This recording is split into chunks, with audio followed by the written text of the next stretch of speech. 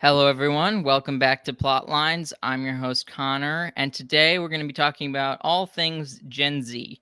We're going to be talking about whether or not the Catholic Church is really drawing in Gen Z. What could What could the church be doing better? Where are Gen Z actually really drawn specifically to? And is it just the religion? Is it culture surrounding Catholicism? Is it politics related? We're going to talk about that all and more. And today I have with me Nicholas Cavazos, the Traditional Thomist. How are you doing, sir?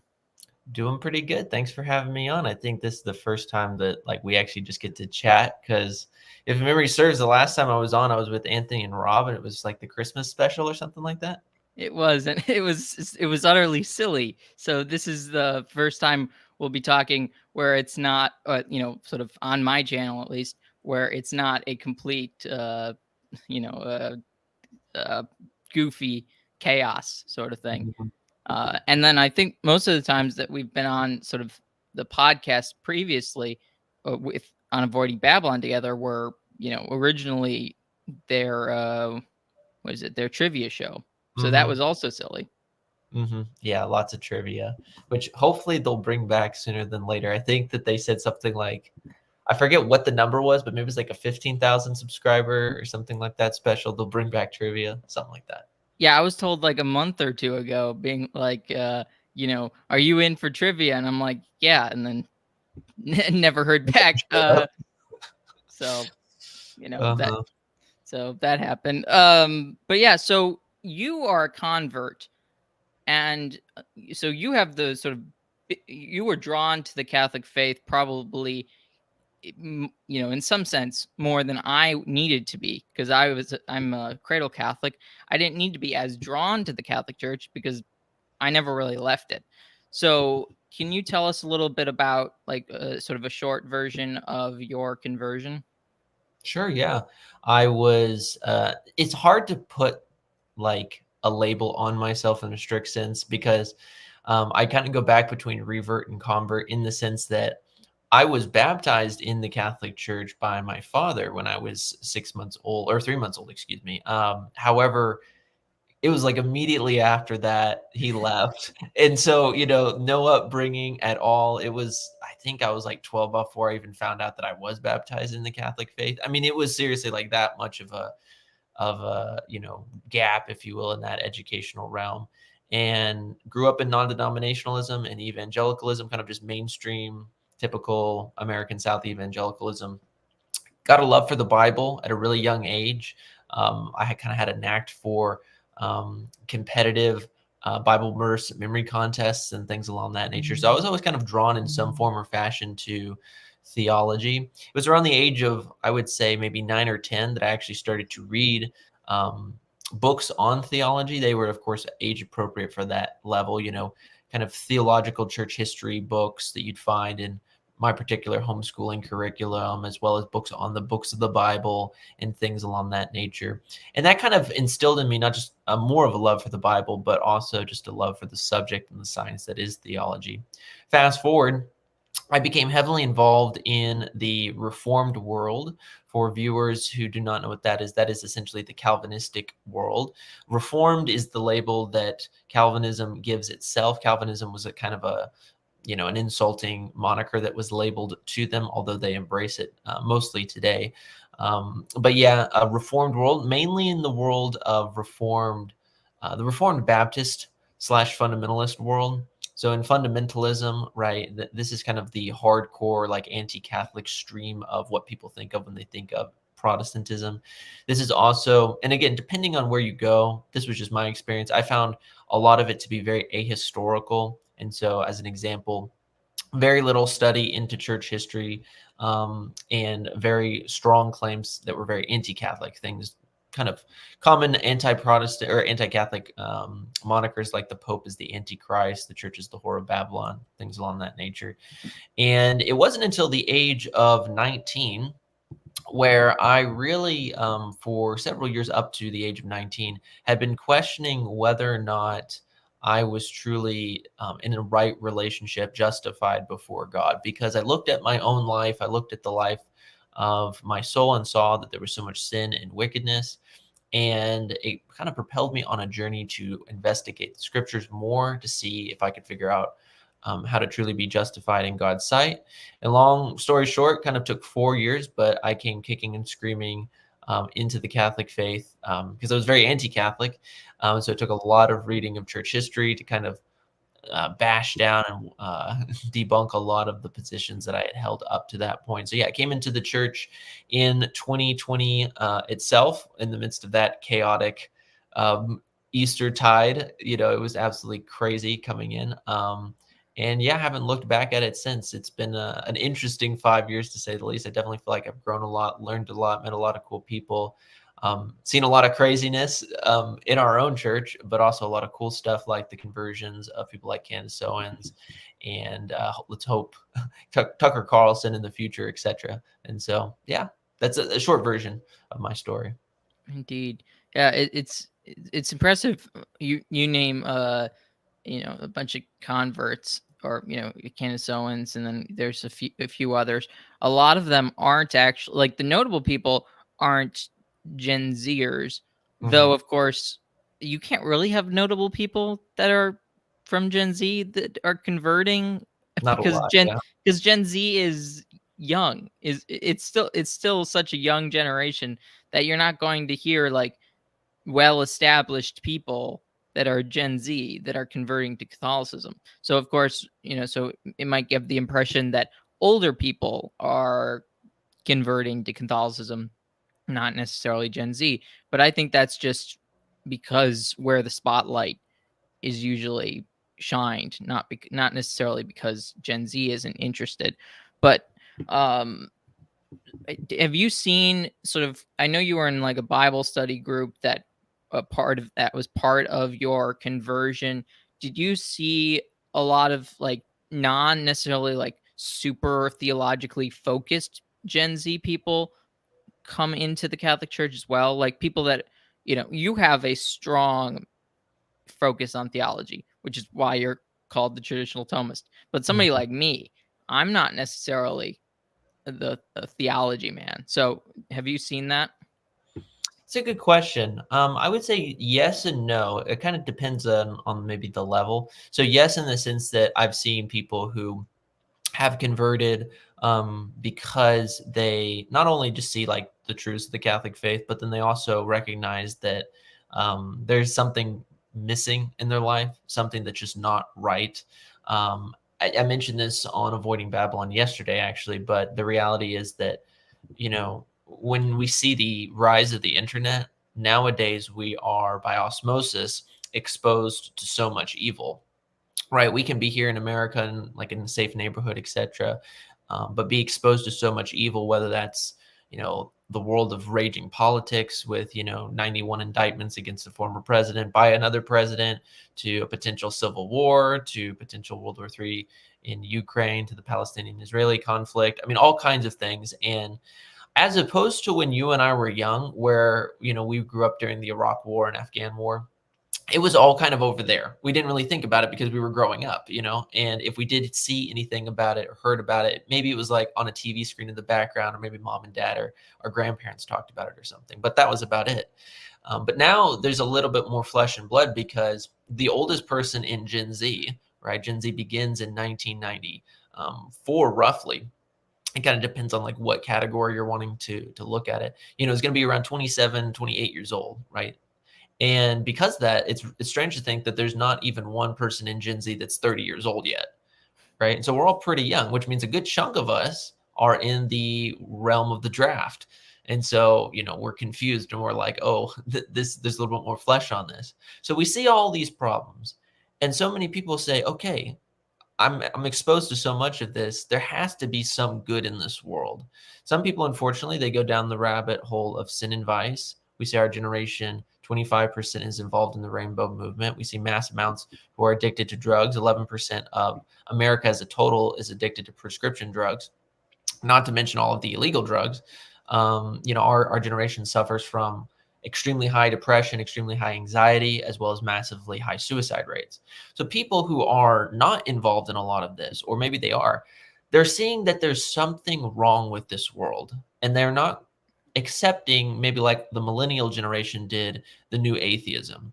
Some people do, of course, but they're not accepting as much of that. They're wanting to, particularly if they're male, find a sense of identity, find a sense of connection to the past, to a patrimony, to a culture, because they don't want to be living in a world where, on the one hand, they're told, you, because especially if you're male, you're terrible, you're trash, but you have to go fight a war and just suck it up because that's what you're supposed to do. They don't want to live that type of world. They want connection to something ancient, something beautiful. And so, because of all this, I think a lot of people are, through the arts, through beauty, through the liturgy, and even through the academic realm, are finding their ways into the Catholic faith. And I think upon arriving, you'll notice that all of the major influencers or converts, for the most part, of today's time period, they're all coming into the Latin Mass or Eastern rites or the Anglican Ordinariate, right? That's where they're going. They're not really going into your average, quote, parish. They're going into something that is really calling them higher, something that is challenging, the vestiges of a soul that's been racked with liberalism in the United States for decades. And so I see it a fair amount. And I do see a lot of people, even like myself, who do kind of go down the more academic route. But I think the thing that unites all of us, whether it's academic primarily or spirituality or wanting to feel a part of something greater, is the desire to have our hearts filled with something greater. And what that is it's just the Catholic iteration of, we're made for God. We're made to know, love, and serve God. And that's what we're all crying out for. So how we get there, there's a lot of ways, but that's the end goal that we're trying to get to.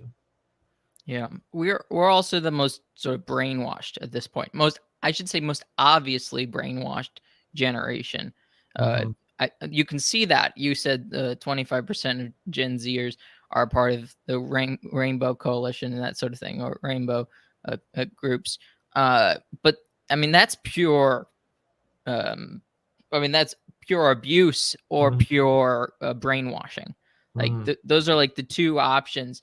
There's probably maybe like 2% of that maybe that's uh, not caused specifically by either of those things, but that's a substantial amount of those people that have been affected by that. Also, just because society has accepted uh, those types of perversions and actually um, bring people further, like promote those people. They want to fit in, so as people who want to fit in, they're going to join these things. But Mm-hmm. it's become so obvious that I can't help but imagine otherwise, that the smartest people of our generation will be rejecting it. Now, how they reject it, you're right. It's another question. I think sort of the red pill people, sort of the manosphere. I mean, there's not everybody in that area I think is totally bad, but they're jumping into that because they see society say, "I hate men," Yeah. and they now hate society, or they hate women now. Sort of two options for that. Do you see the manosphere being just a reaction to this sort of thing? Yeah, it's a good question. I think the manosphere, it was a long time coming, in the sense that, man or woman, depending on who you are, we all have inside of us an innate dislike for being trashed, and people can only really be pushed so far in whatever issue it be. Right? That's what we talk about, like pendulum swing in politics all the time, is that people get pushed one way so far and then they kind of go back to the other extreme. And I think you've seen the same thing with the world of gender. Men have, in the United States, been taken for granted, let's just be honest, for a really long time. And they've also been trashed by an education system for a really long time, whether that be in grade school, starting off with forcing young boys to sit still for 8.5 hours. And if they're not, then they're prescribed as ADD and pumped full of drugs by a pharmaceutical industry that just wants to make more money. Like, that's wrong. And that happens a lot. I have a lot of friends who have gone down that route. And what's really sad to me is I have these friends who have gone down that route, who were, quote, fidgety in class in second grade and are now being full of drugs, and they recognize the problem of what happened to them. But their bodies are so addicted to these things that they still go and get their prescription, even though they don't need it. They really don't need it anymore. And these guys are outside of college now, crazy stuff. And then, of course, you see the fact that in colleges, particularly, in universities, men are denigrated and hated, particularly, of course, if you're also Caucasian, right? That's an added layer or level of malice that's attached.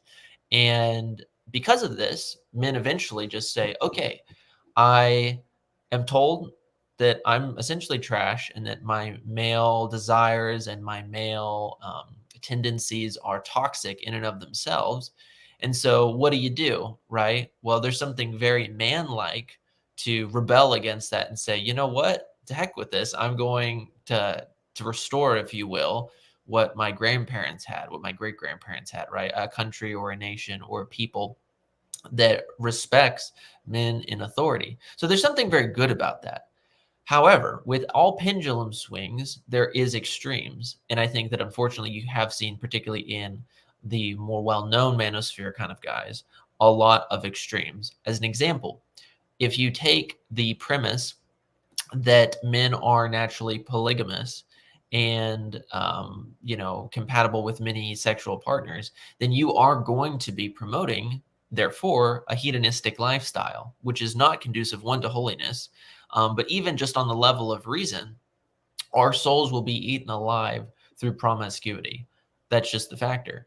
And it's a double standard that demands that women be chaste and not be involved in pornography or something to that effect, but then also simultaneously you can have lots of sexual partners yourself. So it's elements like that that are wrong. It is also elements where treating women as if they are, kind of like Aristotle will talk about, misbegotten men, treating women as if they are something which is truly inferior, in the sense of that they don't have the mental capacity or faculties for reason, and therefore should be kind of just led around and used. These are abuses and these are wrong. The mean in the middle is the person of Christ. The mean in the middle is Saint Joseph. The mean in the middle is virtue. It is, on the one hand, recognizing you are a man, right? And there's nothing wrong with that. But because you are a human, we all have fallen tendencies. Both men and women do.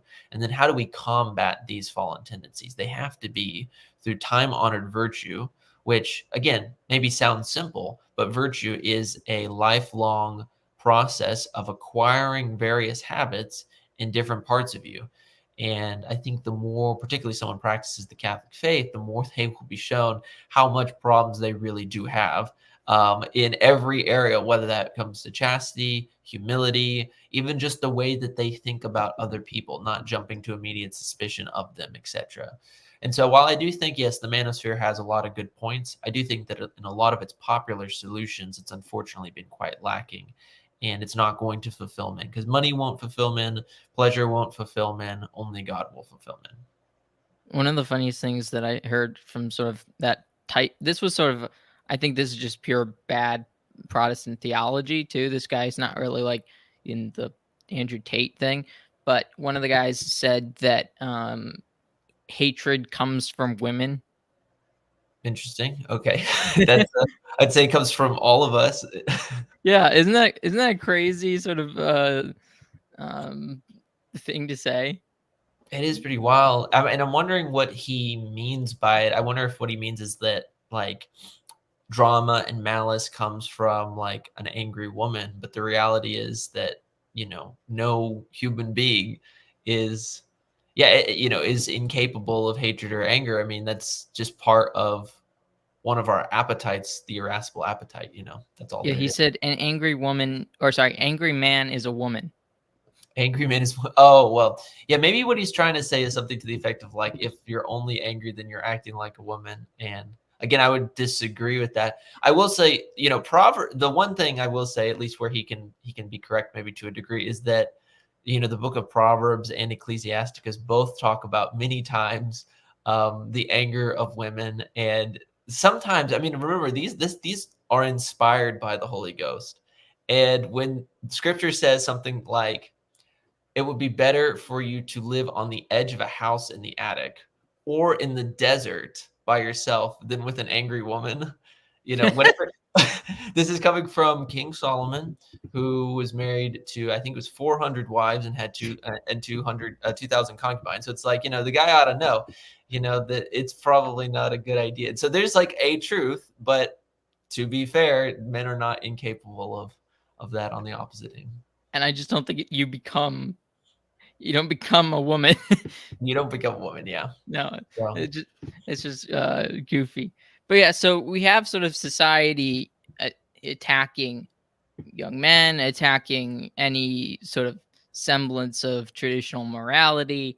And to me, it seems that the Catholic Church, at least even if the hierarchy isn't always upholding this, written down, there is a solidified belief system of morality within the Catholic Church. Do you think that's a big part of Gen Z looking for that or finding that and saying, I want to be Catholic? yeah, 1,000%. I think that when you look at a lot of people in Gen Z are raised several generations down from the sexual revolution, which I call sexual anarchy, because that's all that it is, right? A revolution implies in the term that it's bringing about, you know, these objectively good rights, if you will, to the common man. Whereas in reality, all that movement did was allow sex to be used in an arc like in an anarchy style, and because of that, Gen Z, since it's several generations down from that, has been absolutely wrecked. Just to give one statistic, in the 1960s, there were roughly around 75 to 80% of American houses, right, homes in the United States, who had a married mother and a father and children, right? The ideal nuclear family coming out of the 50s, right? In 1960. Today, that number has been reduced down to 43% of houses in the United States. So it's not even the majority of Americans are married and have kids, right? The vast majority now don't. And what we've seen is that we've separated in the sexual revolution, we've separated sex from procreation and from bonding with one person for the rights of that child, etc. And because of that, people are now living highly promiscuous lives, and because of that, they're having lots of psychological problems, lots of emotional problems, and they're passing a lot of this baggage down to their children through bad advice, right? So through the common moniker that you hear, you got to sleep around a few times to figure out like what you like, or you know, before marriage, you know, got to try her out before you get married to see if you like her. Horrible advice like that, that's just from literally the pit of hell. And this has a psychological effect. So when it finally gets down to us, right, to Gen Z, we've grown up in a realm where, in a world in which we've never known a time without the internet. So unfortunately, we are the generation that was exposed to pornography the quickest, and we've also encountered all of this baggage, if you will, in the physical realm since the 1960s. So as a result of this, so many of us are looking for, and I say so many of us, but I want to point out, particularly young men, are looking for something sane because they see that the world is insane, from everything to war to sex. I mean, just everything. And so, because of that, when they look at the Catholic Church, what do they see? A 2,000-year-old institution that claims for itself, we have taught the same thing, and look at all of the results that it has spawned. The creation of Christendom, Western Europe thriving, right? The colonization and the Christianization of the New World, both North and South America, right? The preaching of the gospel in Japan and India, etc., in Africa. And look at all of the saints, look at all of the martyrs. It calls you to something greater, right? It says, yes, this world is messed up. And yes, you have problems, but you don't have to stay there, right? You don't have to just hook yourself to pornography and to drugs and you'll be okay. You can become a saint. And it is this that challenges so many of us. Now, I think the hard thing is that while there's a lot of young guys coming into the faith, a lot of young people coming into the faith, they have a lot of questions, not just about the faith, but also about what the heck is going on in the church, because you can't get around it, right? As long as you have access to the internet or just in a parish, you're probably asking what is going on. And unfortunately, I think what you've seen is that on the one side, we have, particularly here online, a civil war, right, of what people could just broadly call, right? A kind of a traditionalist bloc and coalition and a non-traditionalist bloc and coalition, kind of battling it out, right? Both of them who, are very much so orthodox in most of their points of faith, right? But have criticism of each other. Meanwhile, a third camp, the liberals, the leftists who aren't Catholic at all, but occupy great seats of power, are actively obscuring, to put it at least in the most mild way I can, actively obscuring or veiling or trying to change Catholic faith and morals from all issues such as homosexuality to transgenderism, abortion, etc. And because of this, unfortunately, you see, and I know you've seen it, a lot of guys leave the faith and go where? To Eastern Orthodoxy, which also calls men to be great and calls men to be holy. But at the same time, right, you don't have, if you will, the political baggage. It's an easy solution to a much more complicated problem. And so, yeah, I do think a lot of us are coming in. But the question I think will be interesting is how many of us will actually plant roots here and stay. Isn't that political baggage, just as prevalent in the Orthodox I'd say community? to a degree, it kind of depends on the angle you want to take. So, and what I mean by that is that our system as Catholics is very top heavy, right? So we have correctly, as a reaction to the secularization of Christendom from the Protestant rebellion till in the Enlightenment, the liberal revolutions, and etc. Up until now, we've been forced to place a lot of emphasis on the office of the papacy. And when you dig down into Catholic ecclesiology, it makes sense because all denominations that, if you will, are conservative in their thought all agree that God has given divine revelation to man, right? Maybe they will place the authority of that divine revelation in different categories. As Catholics, of course, we believe in Scripture and tradition make up the whole deposit of faith, right? For instance, Anglicans, they will hold to a form of Protestant thought called prima scriptura, where basically the Bible is the primary source of authority, but then they also fall back onto tradition as a very heavy authority and even reason. Lutheranism and the Reformed world, when they say sola scriptura, they don't mean, unfortunately, I think what a lot of Catholics believe, where it's just the Bible and that is it. What sola scriptura means is that the Bible is the only infallible source of truth, not that it is the only source of truth. And so they'll say the Bible is the thing which is at the top, but then, yeah, like tradition and reason, all of that can come into effect, but it's just not on the same level as the Bible, etc.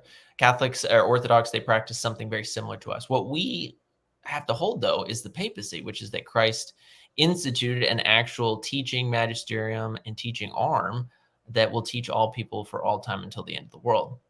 And so because of that, we focus so much more on the top. The East focuses way more locally, more at each other.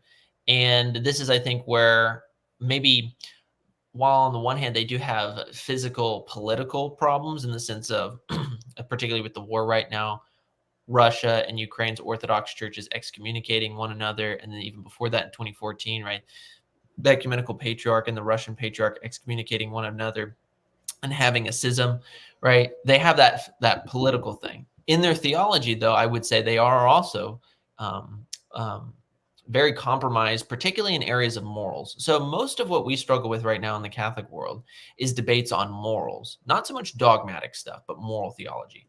Things along the nature of, like, is it always objectively wrong for X, Y, and Z thing to take place? And in the Orthodox world, it is very much so free pickings in many way, depending on the priest, depending on the rite. So as an example, the topic of contraception, right? It really does come down to the particular rite that you're in and the particular priest in that rite, whether he's going to say contraception is okay. And maybe he'll say, maybe one will say no in all circumstances. Maybe one will say it's only permissible in like this particular circumstance, maybe with like a medicinal reason attached. And then there'll be others that will just be like, well, if you're just trying to be safe, then engage in contraceptive use, etc. The issue of divorce and remarriage, right? There's up to like 30 different reasons now that the Orthodox will give as permissible reasons for a divorce and remarriage. And then there's other rights that give way less. So there is all of these weird tendencies, not just to mention the fact that whenever you look at a lot of their theology now, A lot of their most popular writers are universalists in their salvation. Also, when it comes to other important aspects of faith, so like, if you will, broader penal substitutionary atonement, not so much the Protestant version, but like the broader sense of Christ being a substitute. Um, you see this clearly in the writings of the church fathers, but yet the Orthodox deny these things. And so all kinds of issues. And so I think, unfortunately, a lot of Catholics who aren't catechized properly, and also I would say maybe they're just not exposed to good material that kind of walks people through the crisis and things along that nature. They see the beautiful liturgy, they see basically the same claims that we got for becoming Catholic, and then they ship to the Orthodox realm. Yeah, because we're also over like, especially in the trad communities or trad discussions and stuff like that, we're crying out for better liturgies. We're trying to do that so that if somebody stops the fight, doesn't want to continue the fight, and just wants to run off to find good liturgy, they can find that more likely at Eastern Orthodox. Though they just do that in Eastern Catholic Church? I mean, so many of the people who don't want to become associated with trads but do want good liturgy go to the Eastern Catholic churches. Yeah, I think a lot do. I don't know how I guess it would depend. My question to them would be, what would be your main reason for leaving? So if it is literally just a liturgical preference, then perhaps, yeah, that could work. I think, though, that for a lot of people, and I don't think it's a trad thing anymore. I think it's a mainstream conservative thing where, I mean, because I talk to people all the time who don't go to the Latin Mass who are like, "What is going on?"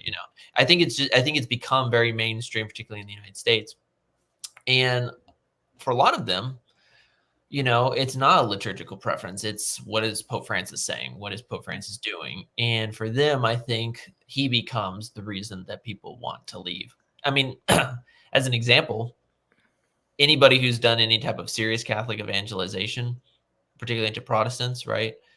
What is the one great stumbling block that you always get? It's not the papacy in and of itself so much anymore. But that Pope. guy, Pope Francis. He's become the hardest thing for evangelization. Even my own parents, right? They've come around a lot to the Catholic faith, but he's one of the big stumbling blocks. And it's somewhat at least understandable because um, you see the Catholic claims about the papacy, and then you see sometimes the things that he says and does, and you shake your head.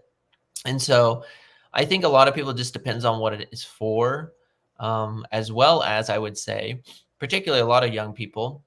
I think it kind of falls into this step, right? They see the problems with the young world, with the world. They become interested in Catholicism.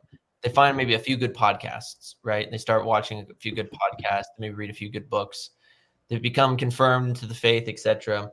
But then they don't take root.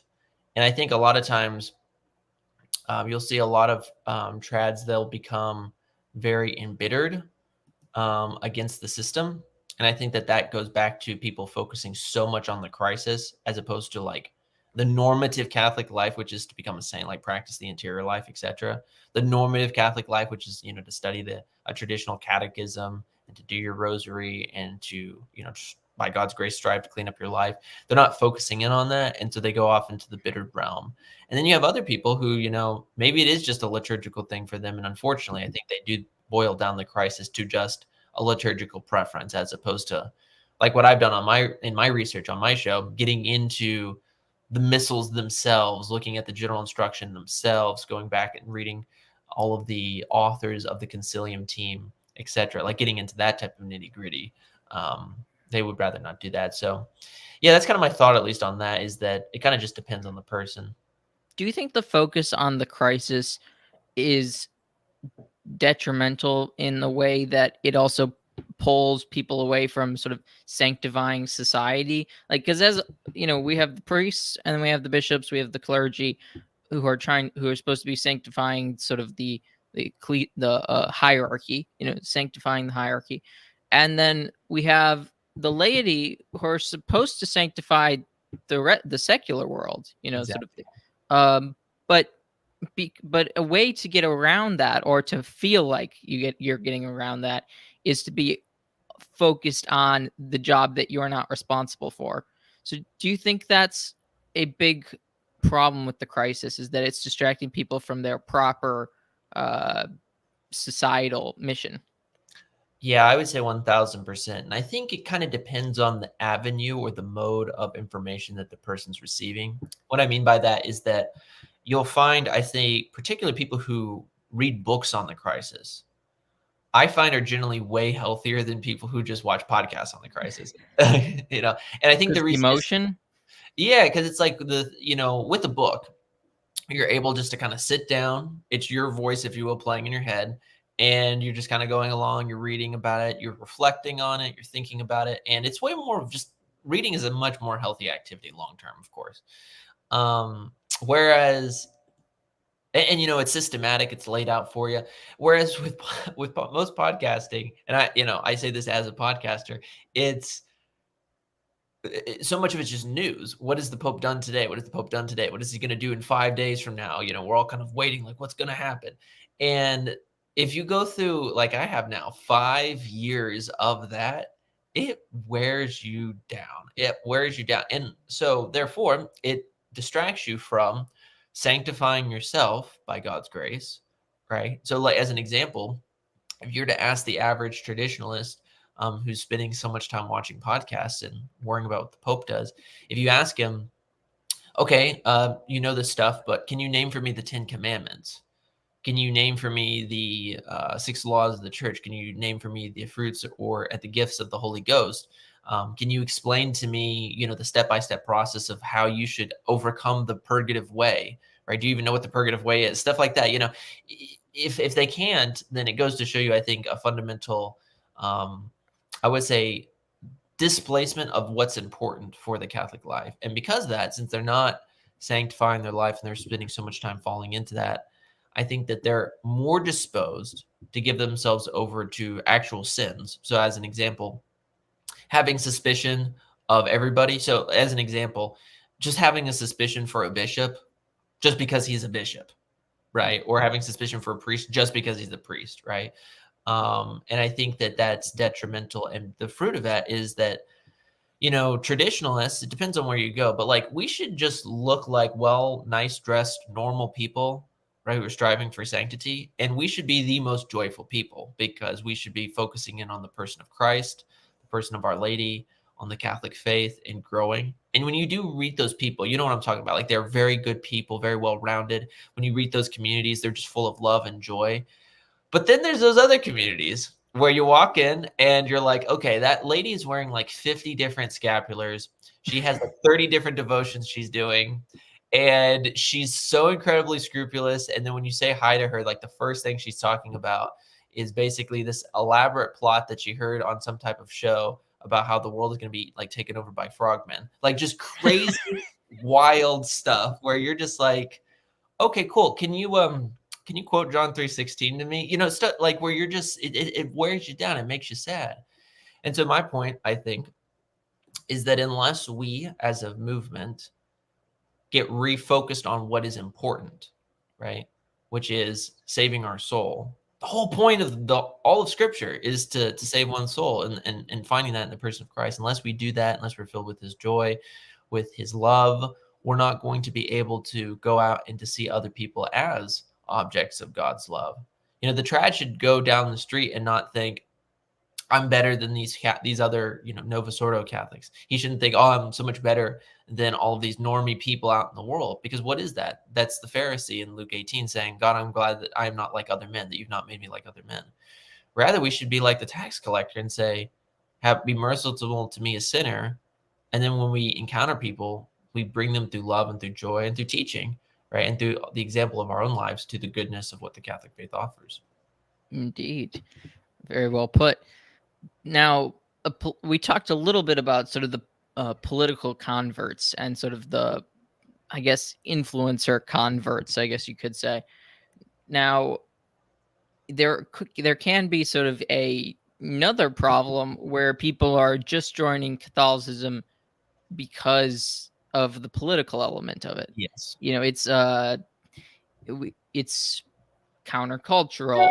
It's sort of it's being attacked, so therefore people join it or something like that, or at least seem like they're going to join it, and I think we need to be cautious about that. And people who are like listening to or focused on Catholicism because of the politics really need to dive into the faith, as you said, the things that people don't know, just as if you're focused on the crisis. But if you're too focused on politics, that's also a problem. Hmm.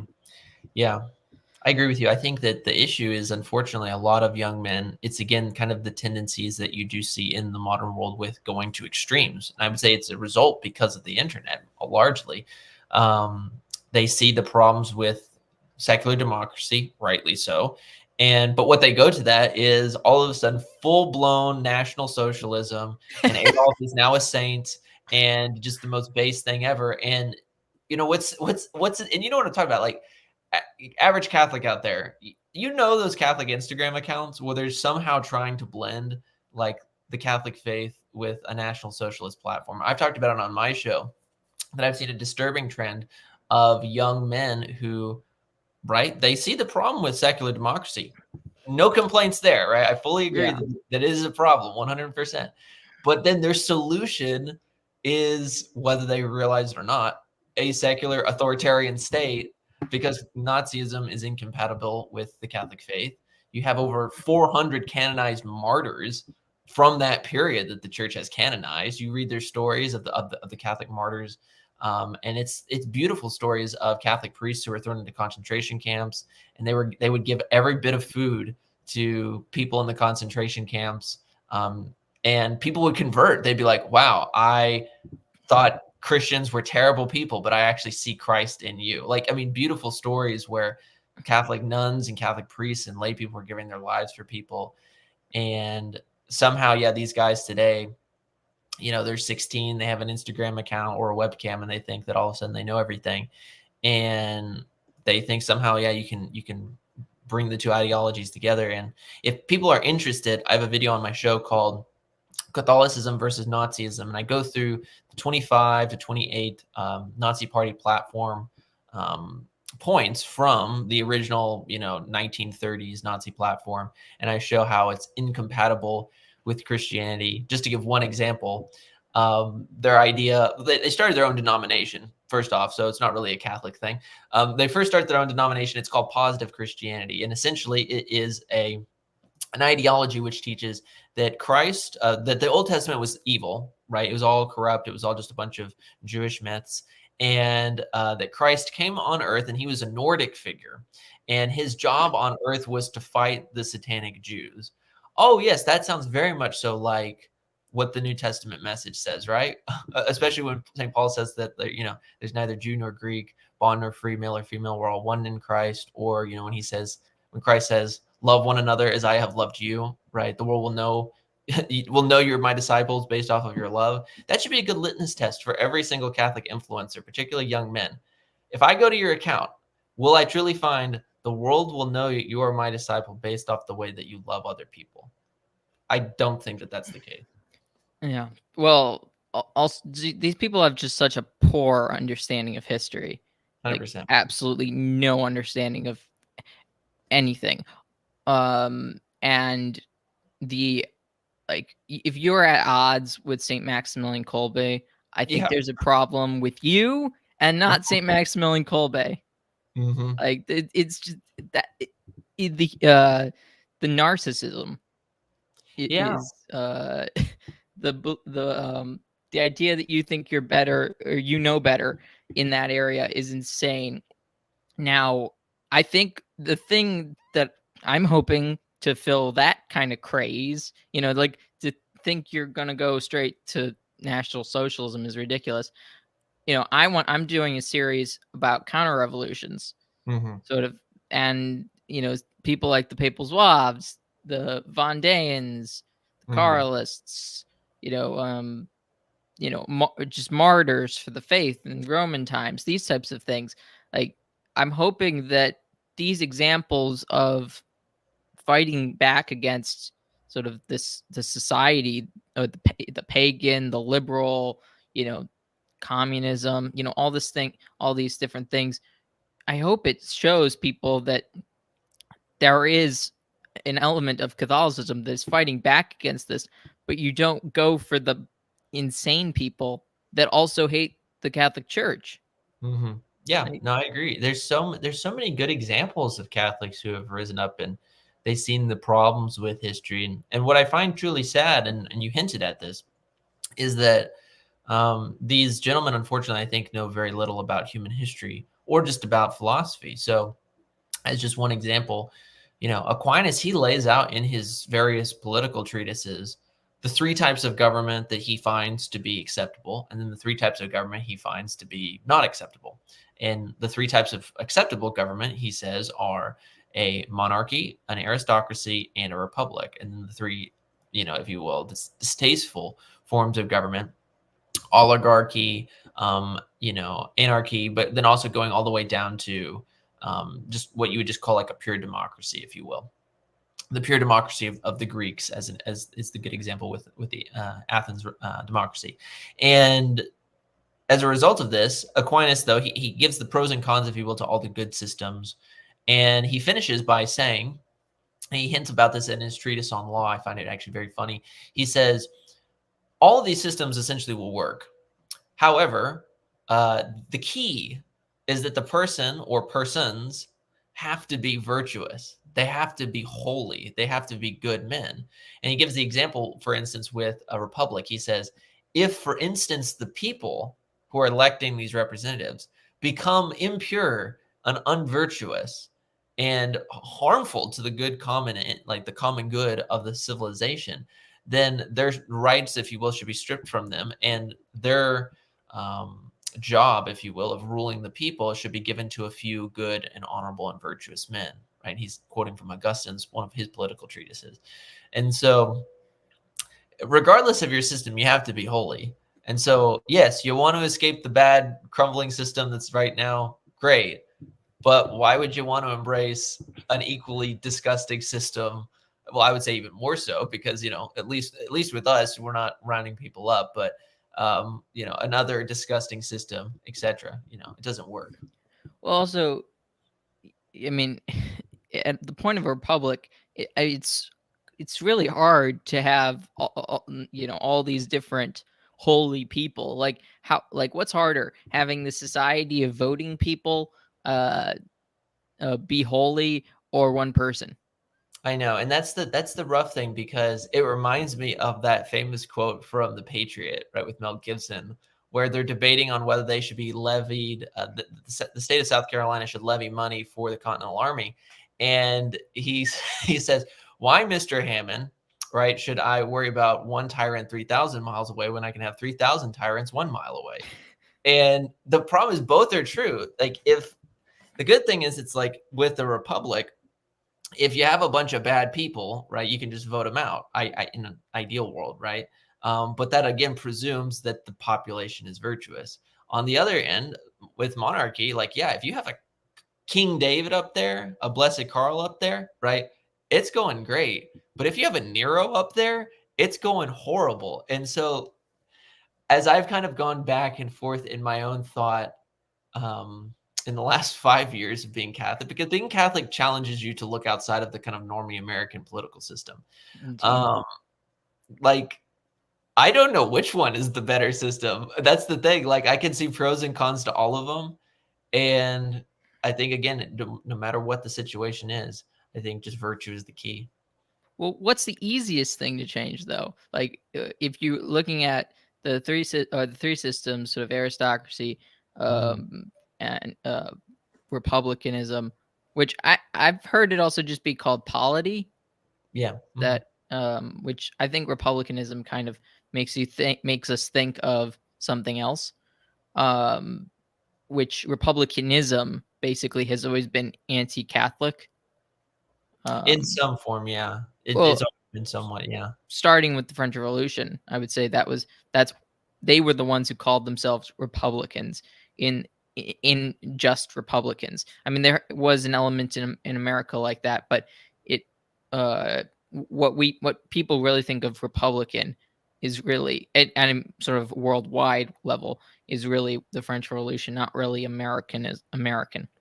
Um, but then I mean, if you so an aristocracy versus a monarchy, what's going to change quickest? Well, the monarchy or the one leader, if Mhm. he dies or if he has a conversion, that's so much quicker of a change than having to like convert a whole population with a republic or convert a small group of people in an aristocracy. I mean, that's more likely than than converting a polity. But so I just that seems hard for me to like pursue a polity or an aristocracy.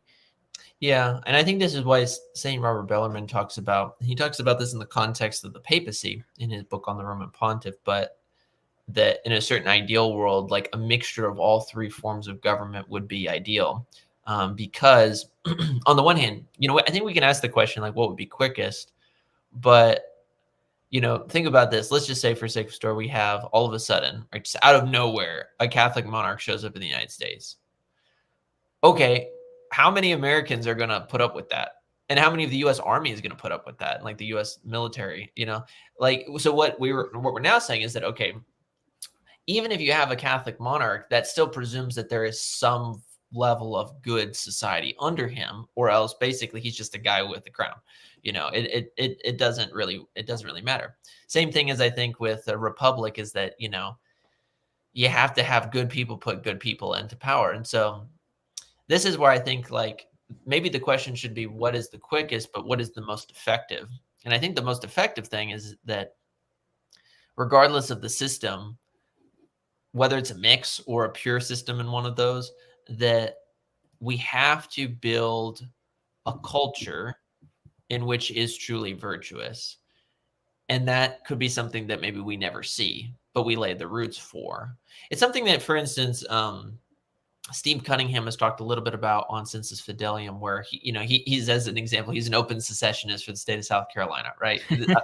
Right. Yeah. So I'm not blackmailing or anything. He's open on his show about it. But like one of the good points that I do appreciate that he makes is that the task of trying to get 50 states all to become virtuous is a massive undertaking. I mean, 365 million Americans, that's a lot of work. And all the institutions involved, from education to the military to banks to just hospitals, everything, and so maybe, I don't know, I pray that America continues to go on and to become better. Howdy, sir.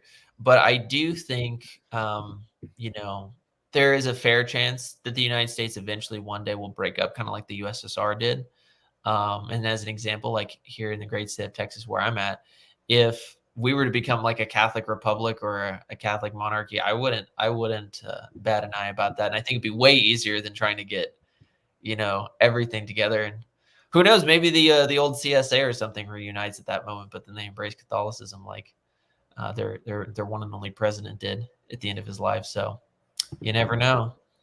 Yeah, I have come to the conclusion that America is too big, indeed, and I don't really know where that leads me necessarily, but that is kind of a recognition that it's too much. Just as the European Union is way too big, and also it's way too big to be run by democracy. I guess that's the main thing. I guess you could see sort of an emperor or a king ruling over such a big thing. But as you said, to build a society that would be worthy of a good Catholic king or something like that, that would be that's very difficult. So that's very unlikely to happen. But yeah, you make a good point that you could see a Texas Catholic Texas before you'd see a Catholic America. Yeah, I think the thing is, it's like, and I don't mean to like throw cold water on all my fellow monarchists out there, but it's like I think it's way more likely that if the U.S. does break up, you'll see warlordism before you'll see monarchy. You know what I'm saying? Like, it's a much higher chance that there's going to be bands of men who just gather weapons together and basically in some maybe like post-apocalyptic sense rule over a city or over a section of land or something, then you'll see like, a 13th century monarch descend down from the sky, but yet he has the United States flag behind him, and and he consecrates America to the Sacred Heart. Like that'd be epic, but that's just probably not going to happen. It'd be Well, like epic. warlords or dictators or whatever don't last. Like they have to be They replaced don't, by yeah. something. Exactly. But see, that's the thing. And so that's where it's interesting. But like, for instance, I don't know how much study you've done when it comes to the Afghanistan conflict, but this actually is a good example of what we're talking about. When Afghanistan fought against the Soviet Union back in the 70s, etc., right? It was a bunch of warlords who basically put down their differences and formed the Mujahideen, right, the Holy Warriors of Islam, and they went and fought against the Soviets. And truth be told, just on a military level, right, I'm not obviously endorsing any of their ideology, but on a military level, it was quite impressive the fact that they managed to beat them off. Like that's why Afghanistan is known as the nation that armies go to die. And they beat them off, but then after that you saw the whole country falls apart into warlordism for quite a while, so much so that it was said that you need like 5 passports to go to Afghanistan because there was all different like sections breaking off and fighting. And Mullah Omar, who was the founder of the Taliban, the reason he became as popular as he was is, one, he was a veteran from that Afghan Soviet war. He had lost an eye in a firefight in a mosque with the Soviets, but he also managed to, after that point, he was really well known as like a good religious leader, but he wasn't a very charismatic figure at first. He was very quiet, as an introvert. And this warlord went and kidnapped several young girls from his local village, and the people basically said, "Mullah Omar, help us." And so I wish that we had like priests like this a little bit, not maybe to this excessive degree that I'm about to describe, but just a little bit with more fire in their belly. So what he does is, the mullah is, he gets a bunch of AKs and he gets a tank, and they ram down the wall of this guy's compound, this warlord's compound. That they kill the warlord and they like hang his body up. But then after that, he has this quote vision from Muhammad, and Muhammad tells him that he's supposed to rule over an Islamic Afghanistan. He's supposed to be the leader of the faithful. And then the Taliban movement is formed. He grows from like 30 minutes to 10,000 within a week. Like, it's crazy. My whole point with this, though, is that he was able then to put down a lot of the warlords and unite a lot of the country, etc. We know the rest of the story. If you did in the United States see a breakup, right, you would have to find some type of charismatic person to rise up. But whereas Islam is like the roots so heavily rooted in Afghanistan, what is the so heavily rooted thing in the United States? It's like, it's not Islam, obviously, but it's not, I wouldn't even say Catholicism. Like, if anything, it might be evangelicalism to a degree, but I would say even underneath that layer of evangelicalism, it's, and I don't think that this is all bad, and this is actually where a lot of trads get mad at me, but it's to a degree, a little bit of the spirit of 1776 of, leave us alone, let us rule ourselves and do our life, right? There's a good and a bad version of that. And so unfortunately, I think that would be more likely to take place than unfortunately Catholic monarch. I just don't think. I think 76 is dead. I think. I I think don't it's been I don't killed. I don't think it's dead. I think well, I guess it's two things. One, I don't think it's dead because it's so rooted, I would say, in a certain sense, in fallen man. It goes back to like, don't push me, It's like the whole point of the don't tread on me flag.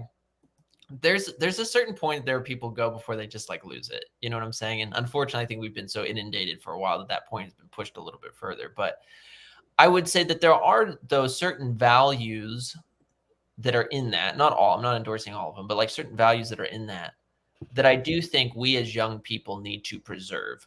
I do think we've taken a lot for granted in the United States. Is this Um, going to happen?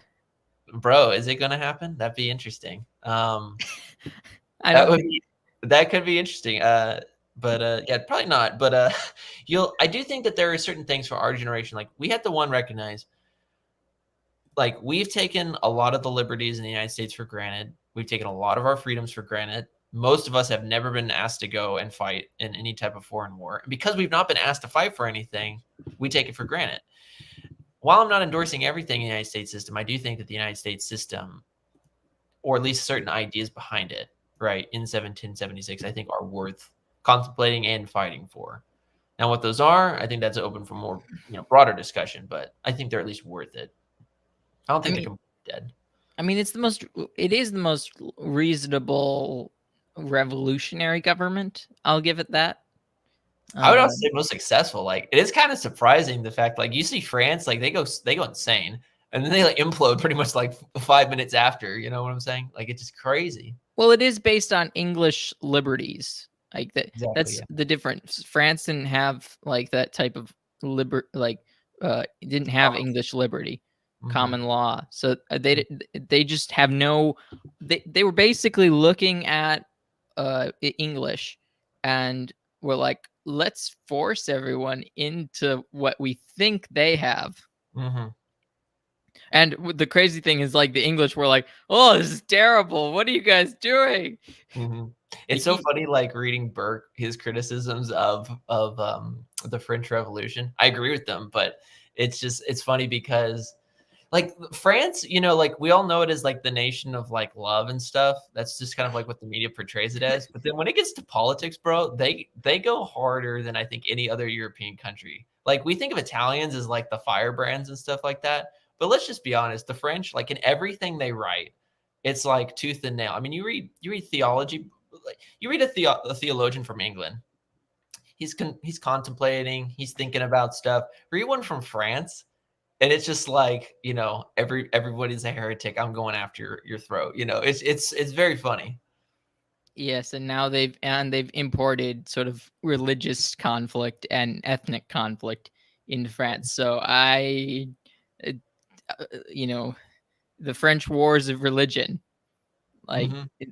that is the most chaotic of all the wars of religion. So Hmm. I can only imagine what the next version of that's going to look like, and it's not going to be pretty. Yeah, I agree. It could be rough, and you bring a good point because you do see mass migration of Islam into Western countries, and so you might see a reversed, if you will, crusade in our lands. But Nick, I was told that that was a conspiracy theory. Yeah, everything's a conspiracy. I told people this the other day on the meaning of Catholic, that the kind of moniker of Islam being a religion of peace. I always ask people, like, do you know where that came from? And when they ask you, you let them know, like, yeah, it actually pretty much originates in its common sense with George Bush. Like, that's where it comes from. World renowned Quranic scholar and Hadith master George Bush. Well, also a big bomber of Islam. Yeah, exactly. Bomb bomb Saddam. That's George Bush. Um, yeah, It's like I. So the logic of that is hilarious because, like, we are going to bomb the religion of peace. I know. It's just there's nothing. If you want to just see like peak politician, I guess, if you will, at its absolute finest, just look at like particularly George Bush Sr. through like I would say Barack Obama picked up with Biden time period in the United States.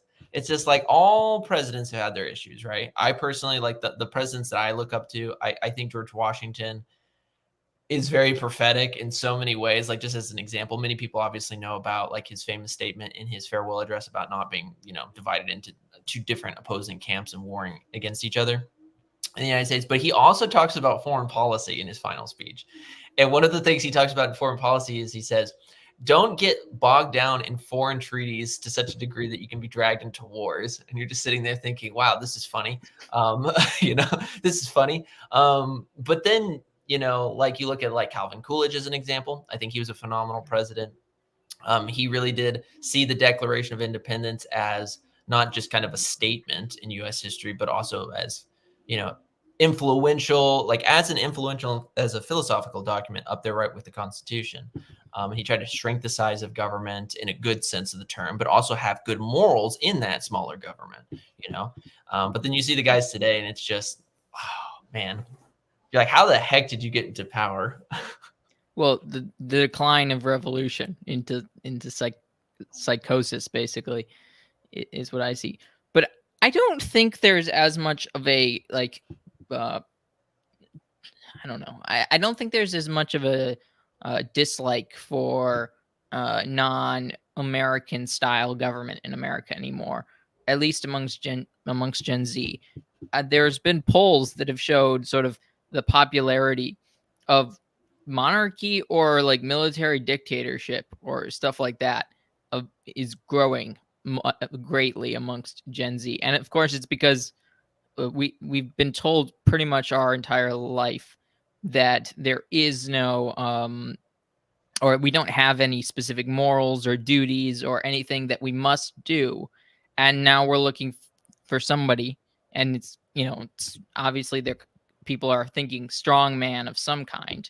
Yeah. There's sort of a there's a lesser version of that that is a good one, that can be a good one, um but they're looking for that, and there's no and that's why influencer is become a thing. Like, that's Yeah. straight up why, because nobody is getting told what to do in their life from Yeah. their parents, from their schools. I mean, they are told to be, to be gay, that's Yeah. basically it. But that's about it. I don't think that really tells you anything about like how to live a life. Even if you were like, pro rainbow, it still doesn't really tell you anything about life outside of sex.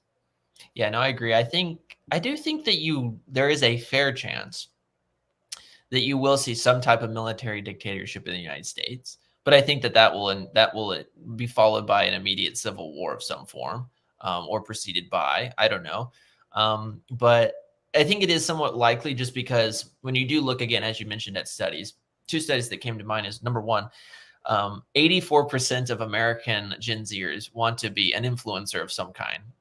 84%. It's insane. And That's it's just funny. bad. And it's funny because it's like I enjoy, like, podcasting and stuff, but like what I actually want to do as a career is to teach in like an academic setting, and then as well as pursue some of my kind of hobbies of, I like to make maybe some movies in the future and write some books in the future. Yeah, Like that's what all I want. right. Yeah, I don't want to I don't want to be an influencer, if you will, in that kind of modern capacity. So 84% want that, but then only less than 25% of American youth, I think it was 22 if memory serves, um, agree with the statement, "I'm proud to be an American." Like, that's the historic low. Whereas you look at the baby boomer generation, it's much, much, much higher. And so what does this tell you? I think it does say that, um, but the one exception I will say, the one exception in that latter statistic is in young men. That's the thing. So it's like young men are becoming more patriotic than young women. They're becoming more conservative than young women. The question is, though, how far do they go? Right? Are they going to go to a kind of a fake conservatism of, classical liberalism, or are they going to go off to nutso land, like we've talked about earlier with National Socialism? Like what, what is it going to be? And unfortunately, I, I pray that I pray that they don't go that far. And so I do think it's fair. I do think it's likely, but I do think that if it is to happen, we'll be much, much older, just because think about it. Like Gen X, they're reaching almost their 50s, Hmm. and they're not in politics for the most part, in the sense of like having the throes of power. Like, think of the big names, like Ron DeSantis, Governor DeSantis. He's one, right? I Yeah. think he's like 45 or something like that, right? So he's like smack dab on like the kind of middle, if you will, of Gen X. Who has all the power? It's still all the baby boomers, and it's like, as much as I like, for Or instance, older than boomers. or older. Like when I look at, an example, I talk about this on Avoiding Babylon all the time, and I get harassed for it. But I like a lot of Donald Trump's policies, and I've been a supporter for years. Although I'm not, God Emperor Trump mode or anything like that. I'm a little bit more realistic. But like both him and Biden were born in an era where they still had black and white TVs, and we're in a world with iPhones. So there's, and it's not to be an ageist or to say that old people can't contribute or they shouldn't contribute. They should. But I do think that the reality goes to show is that we have like this top end monopoly, like top end heavy monopoly system of politicians that are controlled by large scale interest groups and businesses. And therefore, they're just money making machines and influential power machines.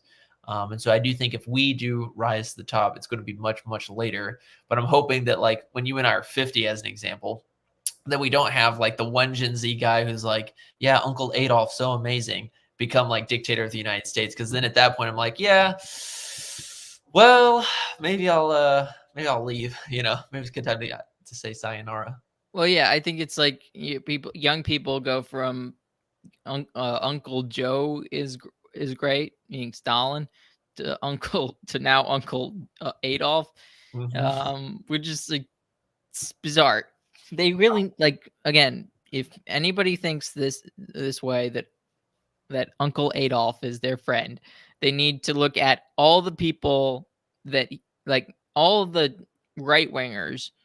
If you think you're really right wing, look at all the right wingers that he took out, Yeah, in order to get power, or with whether it be the Anschluss and the assassination of Engelbert Dollfuss, or the fact that Mussolini more or less despised Hitler going into or in the 30s and only joined him for sort of convenience, I guess. um these types of things. It's not even amongst actually the people that liked him the most before the war were like left wingers and conservatives, sort of the middle, the central center people, the classical liberals that we um that are supposed to be the ones that we're told to look up to. Like Churchill was was impressed by Hitler, and many of these politicians who caved to Hitler were doing it mostly because they had hope that he wasn't as bad as he or as people thought he would, or something like that. They were impressed by his charism or charismaticness. So, anyways, it's just kind of strange that people are, uh, moving towards his camp, but I think that's just out of spite, basically. I think that's more 100%. likely. I don't think people are going to stay in those camps. I think it will be spite for a little bit, and then hopefully they'll read something and Yeah, they'll learn something. And once they learn something, hopefully keep the spite at least. If the spite keeps them from liberalism or classical liberalism, then the spite was worth it. But yeah, if the spite keeps them from anything reasonable, then it will be the main problem.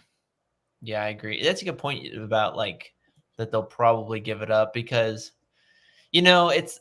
I feel like for our generation, going off like for right wing people going off and being like, yeah, who needs Uncle Sam? I'll take Uncle Adolf.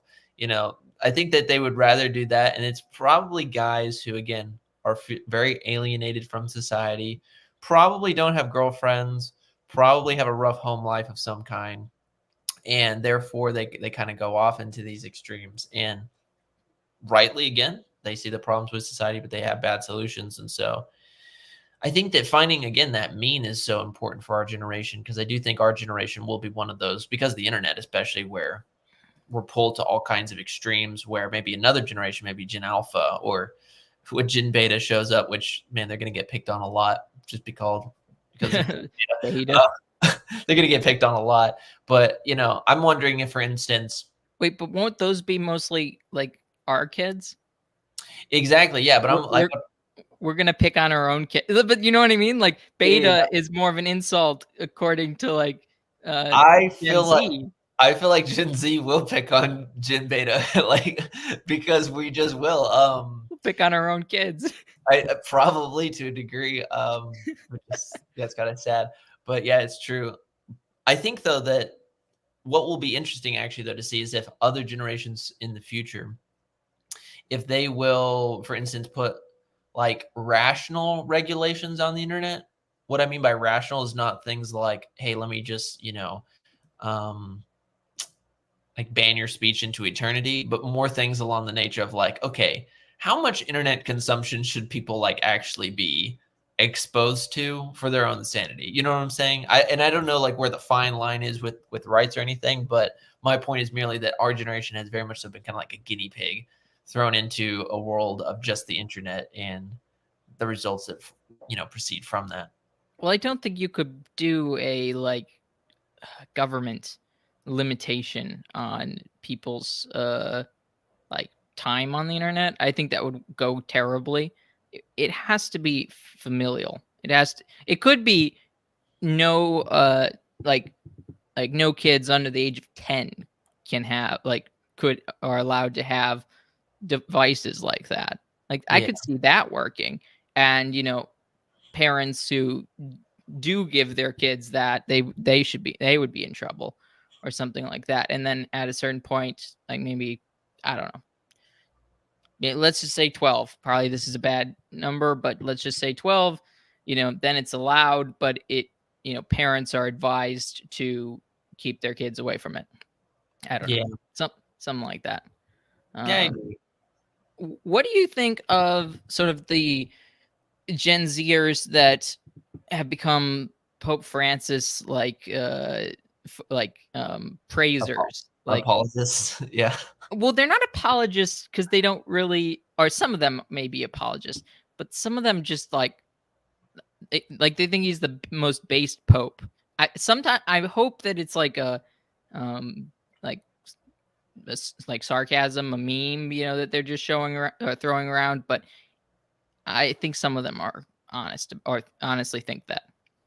Yeah, no, it's a question I actually really like. So I have a video coming out in a few days. It's going to be premiering called Twitter Thomists, Catholic Influencers, and TikTok Apologists, the problem with Catholic YouTube. And I touch a little bit upon this.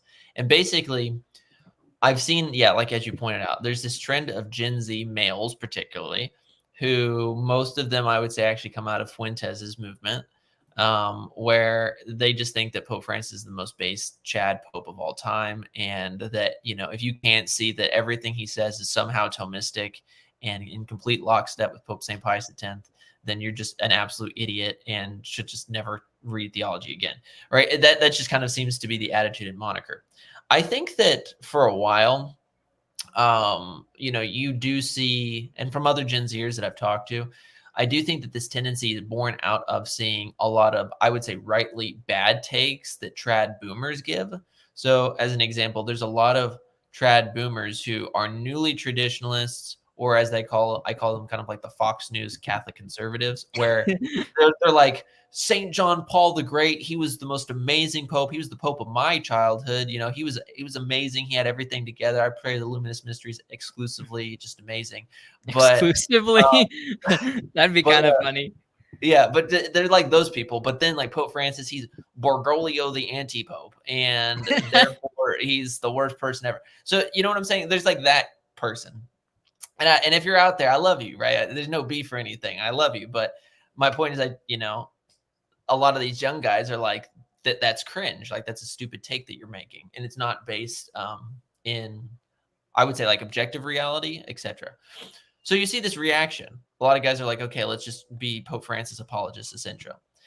But I think, though, when they get called to carpet by actual scholars, they start to change the moniker. So as an example, when I'm not going to name who it was, got into this particular spat because I don't want to bring controversy on your own channel, but let's just say there was another Thomist, if you will, a Twitter Thomist that's out there, and he got into a debate with Dr. Ed Fazer, right?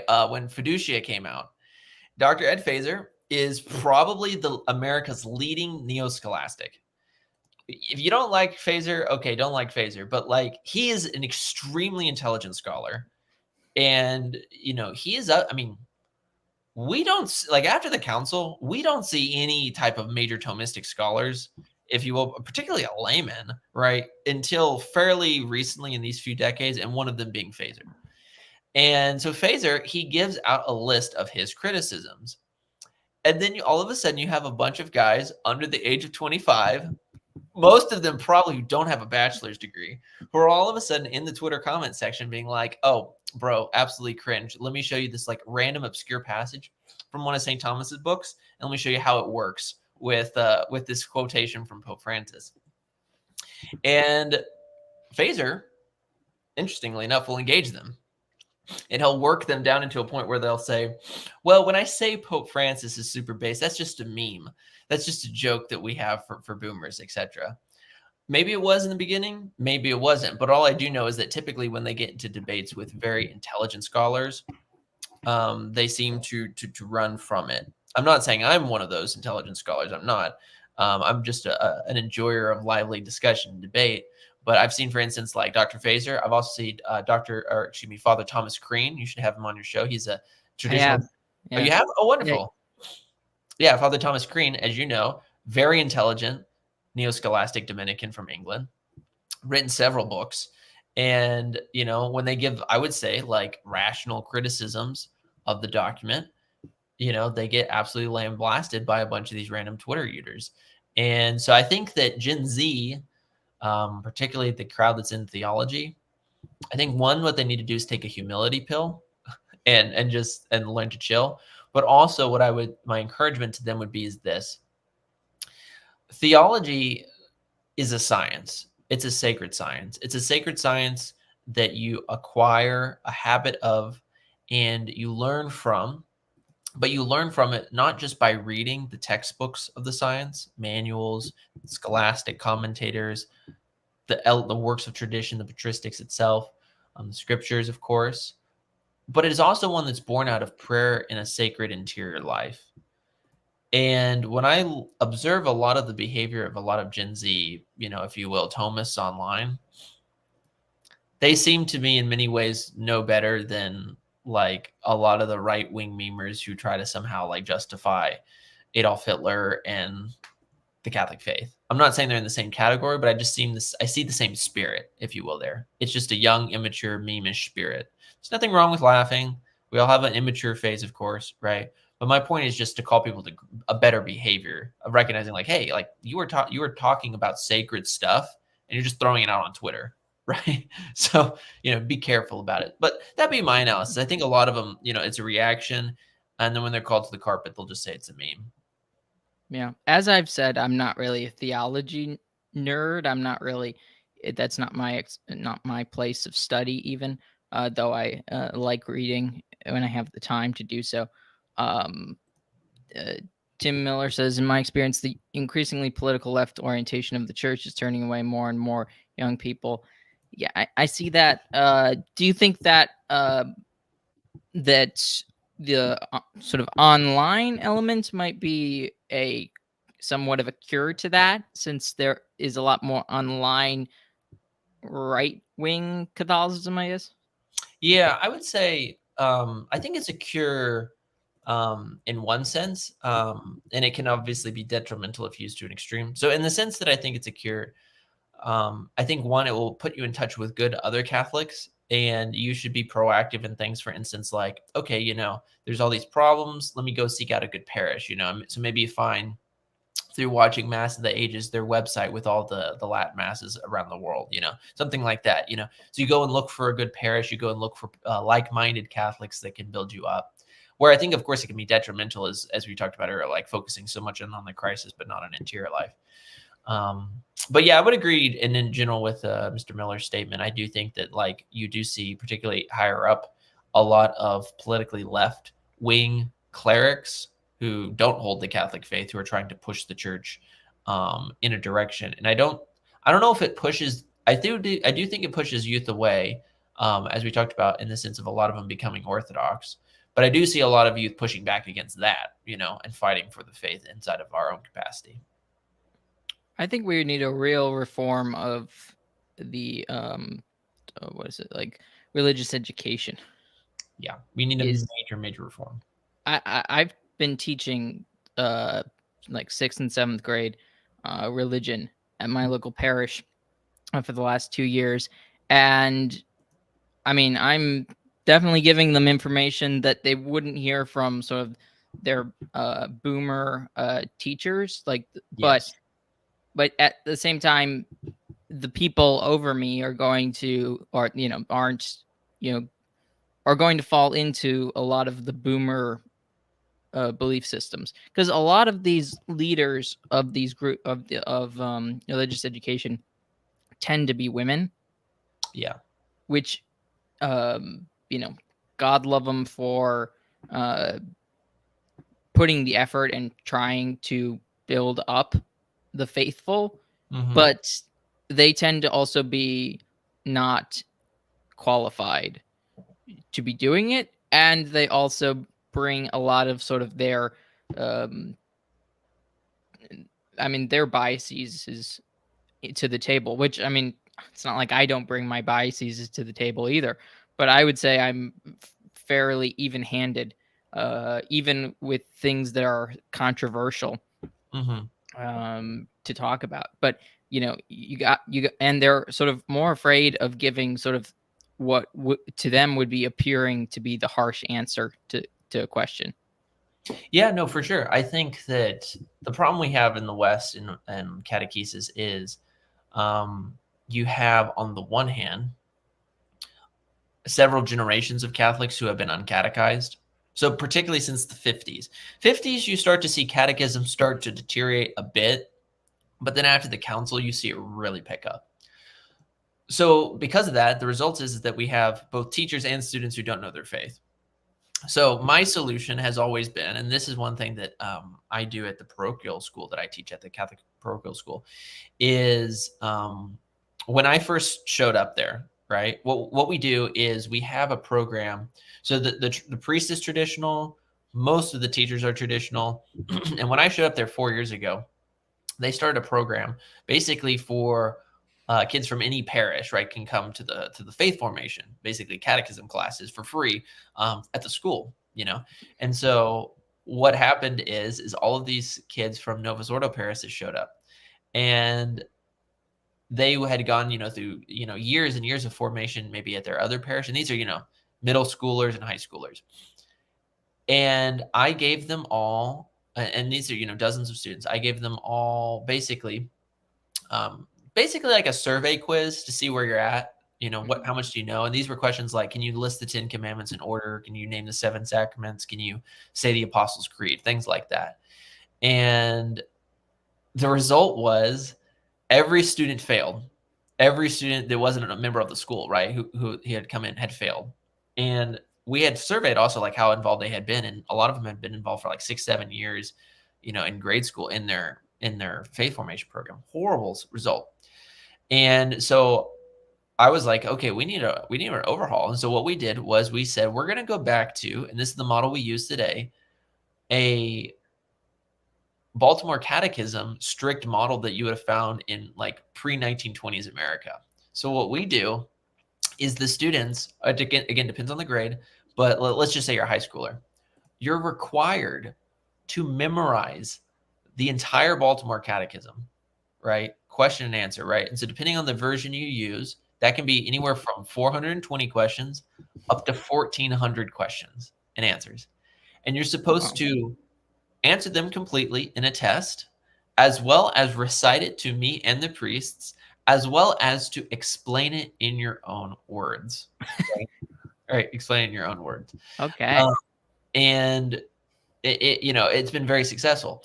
And so as an example, yesterday I was kind of giving some students a final, and it's just so funny seeing the reaction. So like I hand them, basically their final, and 300 questions for a final, like 300 questions. But I want to Wow. make sure they know their faith, because we've been doing it wrong, for a really Yeah. long time. And so my whole point is, so you got to give that to the students, but then you also got to take it for yourself. So if I was Pope, what I would do is I would completely redo education. I would say, for priesthood and seminarians, you need to go back to the older model. The older model is infinitely better. You read any manual, any theology manual from the 50s going back, they are light years ahead of, and light years ahead in the sense of not just what they're talking about, but also their precision, than anything that's being written today. Literally any Catholic work that's being written today. So go back and make them go through that, as in philosophy and theology, and then in grade schools and Catholic schools, etc., Catholic colleges, make them memorize catechisms, but don't make it just rogue memorization. Like, make them memorize the words, because it's important to know the theological words, but then also make them explain it in their own words so that they know the concepts correctly. And I think what what you will see as a result of that is a separation of the goats and the sheep. Those who want to just make up their own faith will leave, and then those who are really interested will take root in that, and they'll go forward. Yeah. I do, yeah, that's wonderful. And I couldn't really do that in my situation, working for a very Novus Ordo parish. But that type of thing would have been lovely to do. I just tried to do something I wouldn't get fired for Yeah, doing. exactly. When I Um, first showed up and this first program started, man, I had multiple parents try to get me fired from the school, oh, and it would really? be over things like, "You teach the children that people who die of unrepentant mortal sin go to hell," or I "You did do. teach," I you did know. do that. I did do that though. Yeah, yeah, like, I have parents who, like, complain about that, or, like, "Oh, you said homosexuality is a sin," "Homosexual acts are a sin," or something. Like, I mean, stuff like that where they're like, you know, "Oh, we don't like it," or I remember one time I tried to get canceled because I gave a lecture on original sin, and they just didn't like that. And so it's very funny. Most people who call themselves Catholic and are even, quote, "in the church," in the sense of practicing, Mhm. don't believe in the Catholic faith. We need a major, major overhaul and major, major restructuring of everything from the top to the bottom. And unfortunately, it's going to take a holy pope to do it. We can only do so much on our level, but it's really going to have to be some pope who goes in there and just cleans the house. Yeah, definitely. Now, this conversation has been absolutely awesome. I really enjoyed talking to you, Nick. Um, a lot of this is, great inspiration for my upcoming series on sort of counter-revolutionary stories. Sort of, I really want to give young Catholics a sort of political example to follow and to mirror, and especially the beliefs that come along with that. So we do have a answer, and that people aren't just jumping over to National Socialism. So Mhm. look out for more of that. There'll be interviews within that. Even my interview 2 days ago with Taylor Marshall even kind of touched on it. So um, I put it in sort of the playlist that I'm making. I'll check that episode out on St. George and the Dragon. That was a lot of fun. And also, I will be on this guy named AI Shire Tory's channel in at 3 p.m. Uh, we're going through sort of a book about the end of the British Empire, and the history behind that. So, and he's a Protestant in England, and he recently bought the Habsburg Way. Mm.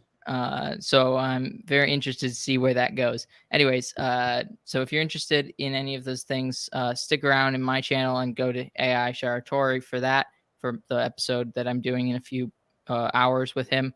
Uh, Nick, tell people where they can find you, and tell us what you're doing the rest of the week or next week. Yeah, so people can find me over here on YouTube. Just type in the Traditional Thomist. You'll find me smoking a pipe over there and talking about all kinds of areas of theology. Mainly, what we've been focusing on at the moment is a series called "The Problem with the Novus Ordo Mass," and it's basically an in-depth series where I examine the two missals that are used, the traditional missal, the new missal, and I go and I show from their own sources, as well as with various other textbooks, etc. Kind of the new orientation that is in the mass. So if you're wanting kind of like an actual academic and scholarly presentation of the problems with the new mass, as opposed to just kind of maybe a cringe, compilation video of clown mass versus solemn high or something like that. It's like if you're looking for a scholarly reason of why there's issues, go check that out. But then after that series is done, I'm mainly going to be focusing in on Thomism proper, scholasticism, getting into dogmatics and moral theology.